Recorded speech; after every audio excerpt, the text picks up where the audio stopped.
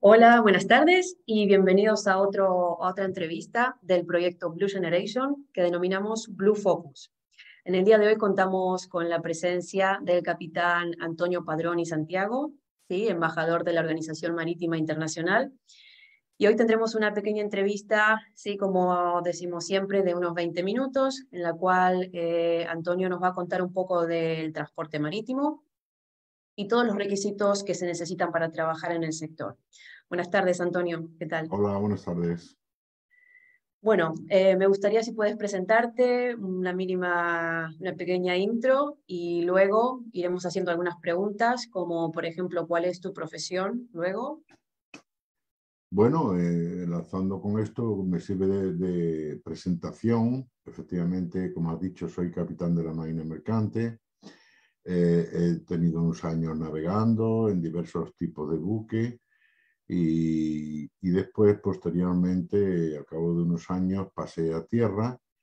Estuve trabajando en el Colegio de Oficiales de la Marina Mercante y después también tuve una experiencia profesional en empresa privada, en una empresa de inspección de buques y mercancías, hasta que en el año 2002 entré como funcionario en la Administración Marítima a través de una oposición y estuve ejerciendo también como inspector de buques y coordinador de seguridad marítima en la Capitanía Marítima de Las Palmas.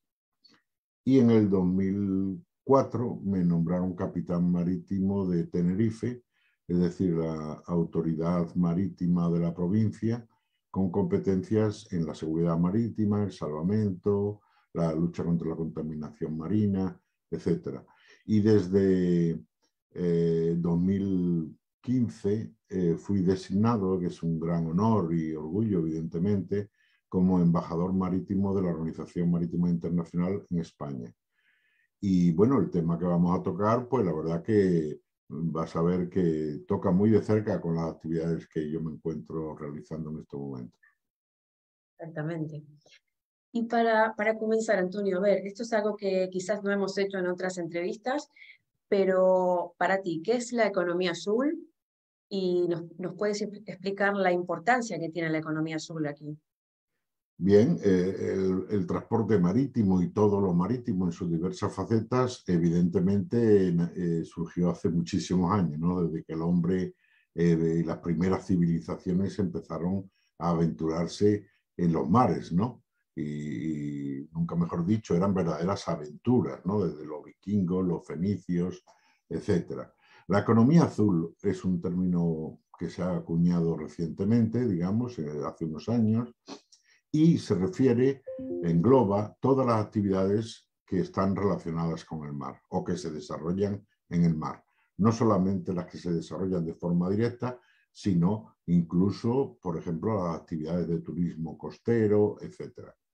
Hay unas actividades que son los, vamos a decir, los sectores establecidos que se denominan, que son los más conocidos, como la pesca, ¿no? El extraer recursos vivos de los mares, las energías renovables, las actividades portuarias, el transporte marítimo en sí mismo, el turismo costero, como hemos dicho, y en estos últimos años se están tomando bastante importancia actividades que son más emergentes, digamos, dentro de la investigación, sobre todo, la bioinvestigación, la minería marina, es decir, sacar, hoy por hoy o hasta hoy, estamos extrayendo gas y petróleo principalmente de los fondos marinos, pero también ya se está ampliando esta posibilidad de utilizar la riqueza de los fondos marinos con extracción de minerales,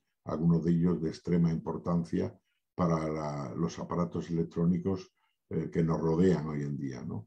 Luego, todo ello es economía azul y desde luego tiene una importancia fundamental en la economía de cada país que tiene costa y, por supuesto, a nivel mundial.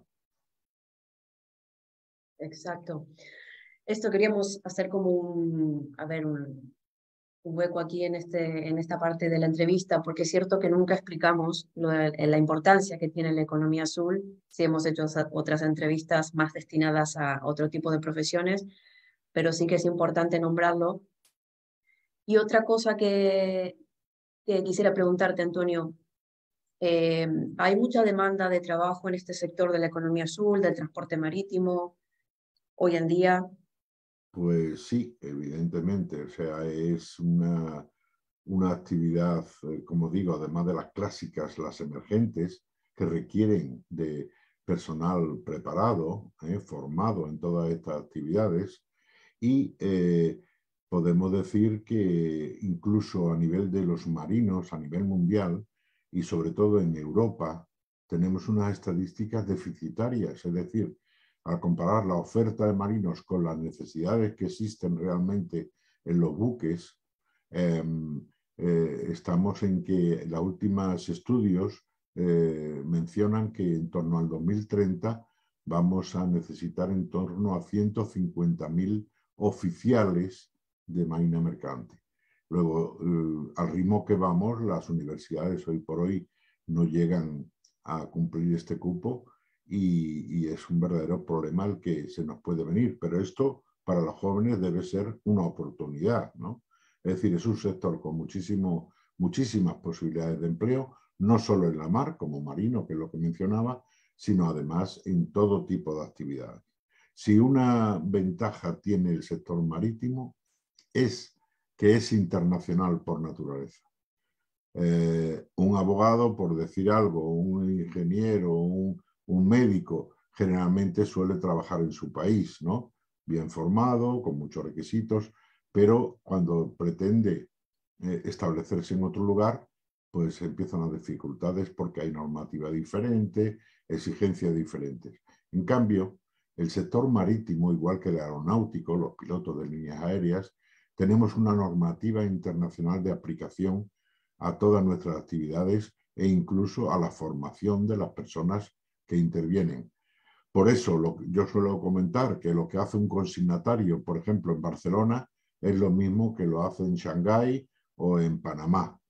Lo único, evidentemente, en este sector es importante hablar inglés, ¿no? Es el idioma internacional del mar. Hay que decir que hubo una época cuando se descubrió el Océano Pacífico por españoles, que durante casi un siglo recibió la denominación de el lago español, porque solamente en las aguas del Pacífico navegaban buques de bandera española de la época. Hoy por hoy lo conocemos todos como Océano Pacífico, pero evidentemente España tuvo un protagonismo importantísimo a nivel internacional con la flota que llegó a explorar muchísimos lugares y después hubo una hegemonía que permanece hoy, que es la inglesa, digamos el inglés es hoy por hoy también el idioma internacional del mar. Luego eso es importante, conocer este idioma. Es cierto, esa es otra de las cualidades o habilidades, sí que iba a preguntarte luego, el tema de, para este tipo o para este sector del transporte marítimo, si pudieras nombrarnos, nos has dicho algunas, ¿sí? Algunas, ¿cuáles son las profesiones más importantes que se están demandando? Has nombrado algunas a futuro. Es muy curioso porque el problema del transporte marítimo y la economía azul en general es que es poco conocido.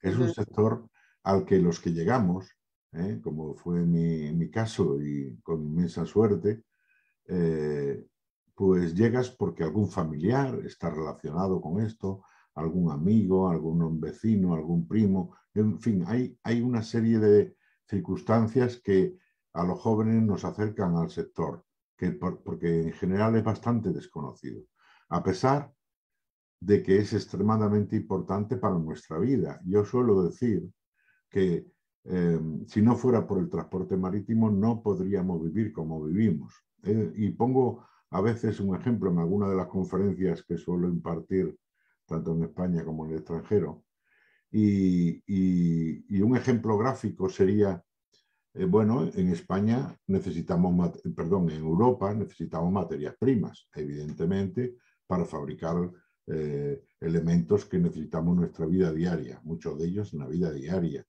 Y nunca reparamos que el origen de todo esto está en el transporte marítimo. Por ejemplo, en Europa necesitamos cobre. Si lo queremos traer de países y no tenemos suficiente en nuestras minas, si lo queremos traer de países lejanos, un gran exportador de cobre, por ejemplo, es Chile, ¿no? ¿Y qué pasa? ¿Cómo traemos ese cobre a Europa? No hay carreteras que comuniquen América del Sur con Europa. Europa.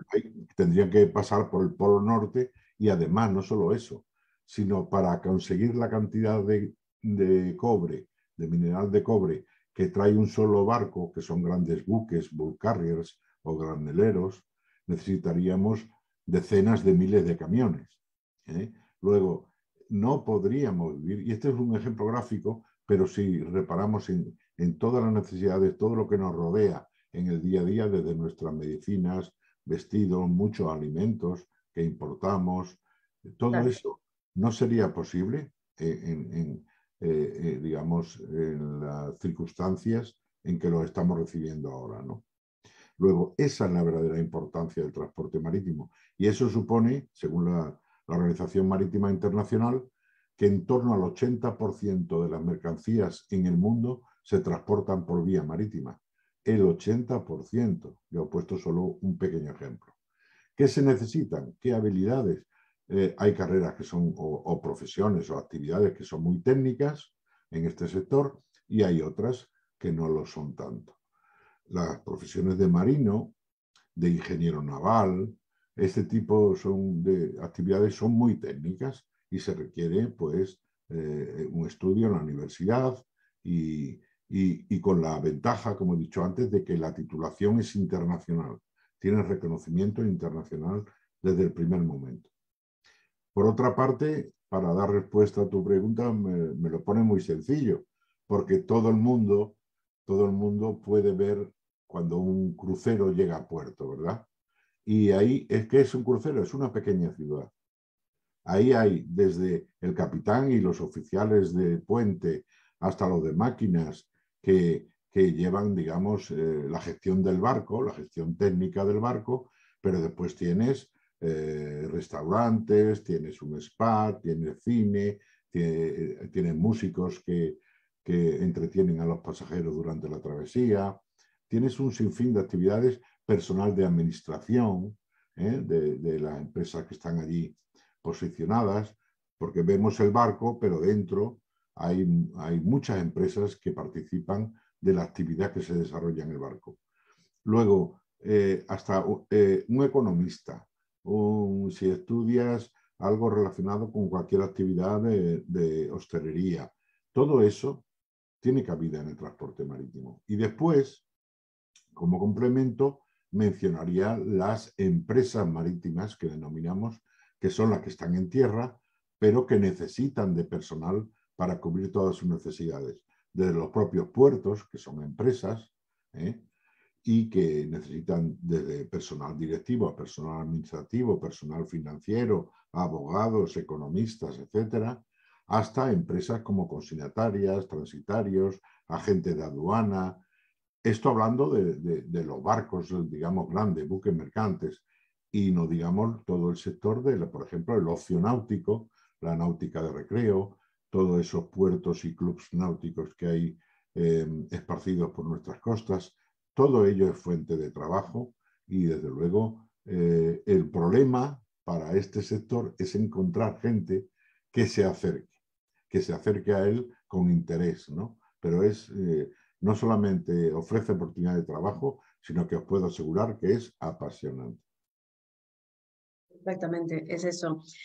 Quizás un poco la problemática que existe y lo que comentabas anteriormente es cómo acercar, ¿sí?, esta información al que lo desconoce, porque nos suele pasar a nosotros cuando organizamos nuestras charlas en los institutos que muchos jóvenes desconocen de muchos de estos sectores. Algunos quizás son más conocidos como la hostelería, la gastronomía, pero sí que es cierto que hay otros sectores que, como te ha pasado a ti y comentabas anteriormente, lo conocías por un amigo, por un vecino, por un familiar que trabajaba en una embarcación o por haber pasado por un puerto y haber dicho, uy, esto me interesa, pero sí es cierto que necesitamos fomentar esto, la economía azul, de que es muy importante y que los jóvenes necesitan abrirse a estos sectores porque es el futuro y que sabemos que hay muchísimas ofertas, ¿sí? A ver, tanto formativas como de empleo, lo cual siempre que explicamos en nuestras charlas, hay muchísimas oportunidades y hay que aprovecharlas, pero claro, al no conocer los sectores es un poco difícil de interesarse por algo que no conocen, ¿es cierto? Exacto, exacto. Fíjate que lo que comentábamos antes en tu presentación, que desde 2015 fui designado embajador marítimo de la Organización Marítima Internacional. ¿Y qué supone esto? Pues un embajador marítimo pertenece al programa de embajadores de Naciones Unidas, son embajadores de buena voluntad, ¿no? Eh, entonces, ¿cuál es la misión de los embajadores marítimos concretamente? Pues ni más ni menos que alentar a los más jóvenes a que conozcan el sector marítimo. ¿Cómo? Yo hago visitas a universidades, hago visitas a institutos, a colegios, participo en congresos, seminarios. Con vosotros mismos he tenido la oportunidad de participar en varias ocasiones, de lo cual estoy muy agradecido porque también me ayuda en mi labor, ¿no? Y creo que tenemos un camino conjunto que podemos desarrollar de forma muy interesante, porque además cuando la Organización Marítima Internacional, digamos, nos pone a trabajar para que vayamos a todos sitios, a programas de televisión, de radio, etcétera, pues nos recalca que, ojo, no hablen solo sobre las profesiones técnicas, que es evidente que existen y que tienen una componente como eso, muy tecnológica, pero también sobre todas las demás actividades que hay en el sector. Y algo de lo que hemos hablado, ¿no?, anteriormente. Hay un sinfín de posibilidades. ¿Y por qué tiene este programa la OMI? Precisamente porque hay poca gente, poca mano de obra dispuesta. Evidentemente, importante decirlo, estar en un barco es duro, estar lejos de tu familia cuando te vas a la parte marítima de navegación. No es fácil, pero también tenemos que decir que han cambiado mucho las cosas. Cuando yo empecé a navegar como cadete, como alumno, con 20 años, pues las campañas, yo estuve en un buque, mi primer barco fue un buque tanque súper petrolero de 300.000 toneladas y nunca había salido de España y empecé a viajar por todo el mundo, ¿no? Y viendo diferentes culturas, eso también te enriquece como persona muchísimo. Sí, sí, Y sí. entonces, pues allí teníamos estancias a bordo de 6 meses. O sea, yo estuve en mi primer barco 6 meses sin venir a mi casa, sin estar con mis padres, ¿no?, que en aquel momento vivía con ellos. Es duro. Si tú tienes una familia, es muy duro. Pero hay que decir que hoy por hoy esto ha cambiado muchísimo. Antes no teníamos internet, ahora tenemos internet en los barcos. Y las campañas se han reducido muchísimo, están entre como mucho 3 meses y 2 de vacaciones, y después lo habitual está siendo cada vez más un mes trabajando en el barco y un mes de vacaciones. Es decir, solo trabaja 6 meses al año. Importantísimo también. Importante. Bueno, esto es un dato muy interesante porque es cierto que muchas veces cuando damos las charlas y explicamos, no sé, alguna profesión para trabajar embarcado, y muchos suelen decir, uy, pero dejar a mi familia y estar un año fuera, pero es porque no conocen tampoco las condiciones, como estás explicando ahora, de que las condiciones de trabajo que existen hoy en día y que todo ha cambiado, no es como antes. No. Entonces, esto es muy interesante para Yo el que no lo... yo he navegado con marinos, algunos que eran mi capitán o gente más mayor en aquella época, que había estado un año navegando, un año. Era terrible. Pero eso ha cambiado muchísimo. O sea, hoy además los barcos son muy modernos, tienen unas posibilidades, pero también es interesantísimo lo que comenté, visitar otros países, visitar otras culturas, conocer a Aprender gente. idiomas.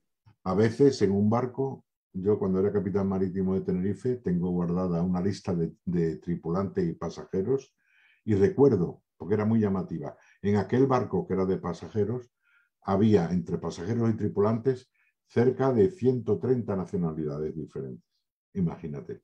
Wow, Solo para decidir qué le damos de comer a estas personas, unos comen una cosa, otros comen otra, tienen una me cultura imagino. diferente. Y es un problema, pero que hay que resolverlo, claro.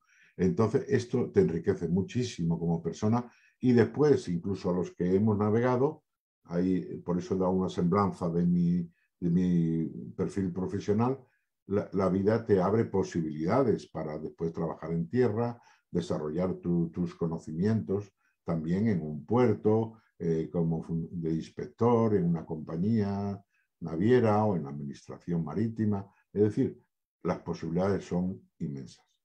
Inmensas e infinitas. Siempre decimos que uno de nuestros lemas es un océano de oportunidades, porque Exacto. es cierto que hay Me gusta. muchísimas oportunidades para poder aprovechar.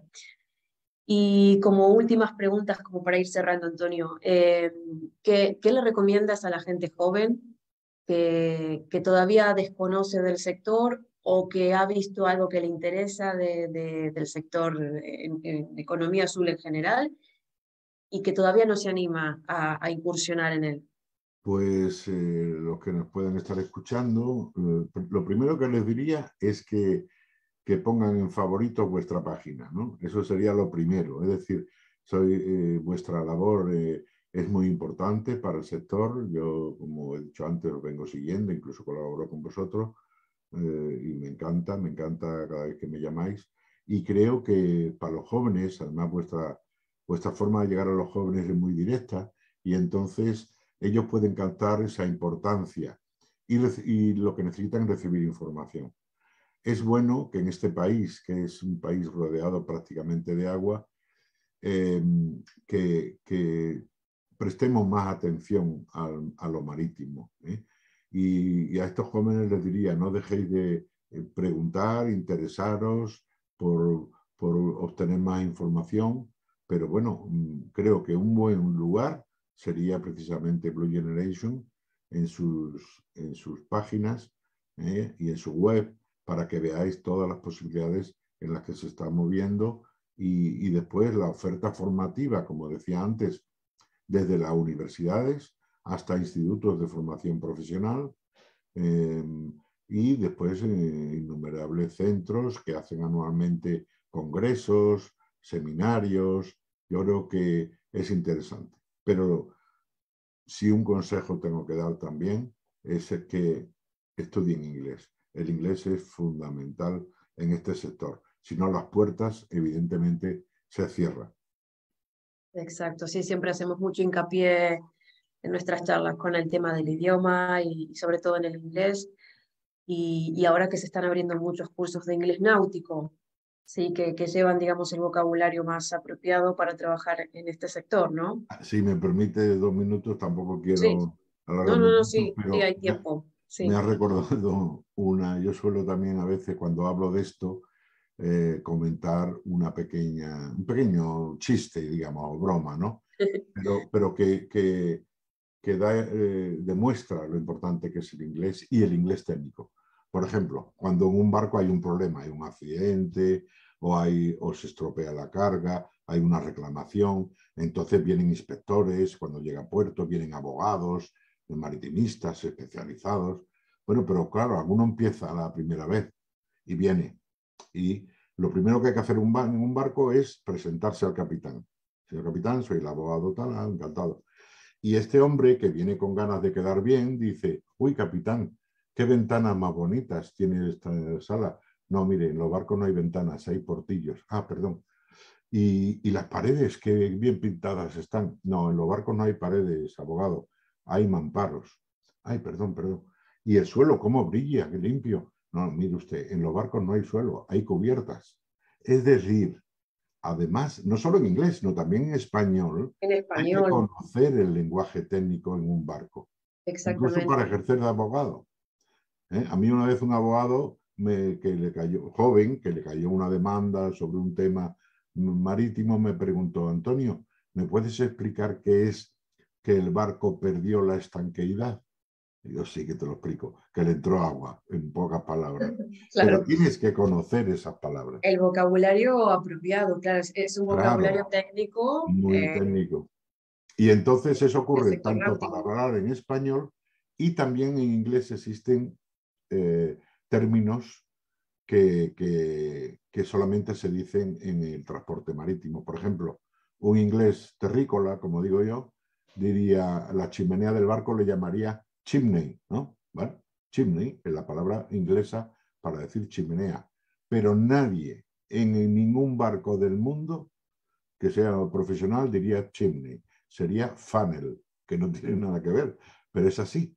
Es decir, y tú llegas a un barco diciendo: oye, qué bonita está la chimney, y dicen: este no tiene ni idea de dónde No está. tiene ni idea, claro. Bueno, para eso hay que formarse Sí, y aprender estos vocabularios técnicos tan importantes y no solamente, como decías, el inglés es algo que siempre incentivamos a los jóvenes porque abre puertas para trabajar en el sector, claro. pero mira el ejemplo, el buen ejemplo que has dado de esta nomenclatura de vocabulario técnico en español, que también hay que Sí, conocerlo. sí, claro, No, claro. uno no va a utilizar las ventanas, sino los portillos, etcétera, etcétera. Entonces, hay muchísimo por aprender, hay muchísimas oportunidades que decimos. Y bueno, y como uno para cerrar, un último consejo, algo que quieras acotar Bueno, pues yo casi insistir en lo que dije antes. Primero, agradeceros enormemente que me hayáis invitado. Estoy encantado de colaborar en actividades como esta, y con la esperanza, ¿no?, de que pueda surgir de aquí alguna vocación, que estoy seguro que sí, porque seguramente. hay muy poco de que se hable en nuestras redes, en la información que reciben los jóvenes, muy poco que se hable sobre el transporte marítimo. Y por eso, básicamente, agradeceros que contéis conmigo, A ti, y, segundo lugar, el recomendar a los jóvenes que estén en contacto con vosotros y que sigan un poco los consejos que soléis dar, y que participen en las actividades. exacto. Muchísimas gracias, Antonio, por haber participado en esta pequeña entrevista y habernos brindado toda esta información con estos ejemplos también que han sido muy útiles. Y pues nada, seguiremos en contacto y si alguien quiere realizar alguna pregunta, Antonio, me la puede enviar a mí y luego lo compartimos a través de nuestras redes o por correo, ¿sí? Nos pueden seguir en nuestras redes como Blue Generation Project Spain. Y bueno, muchas gracias, Antonio, y seguiremos en contacto, Muy ¿sí? bien, Gracias. gracias. Adiós. Chao, chao.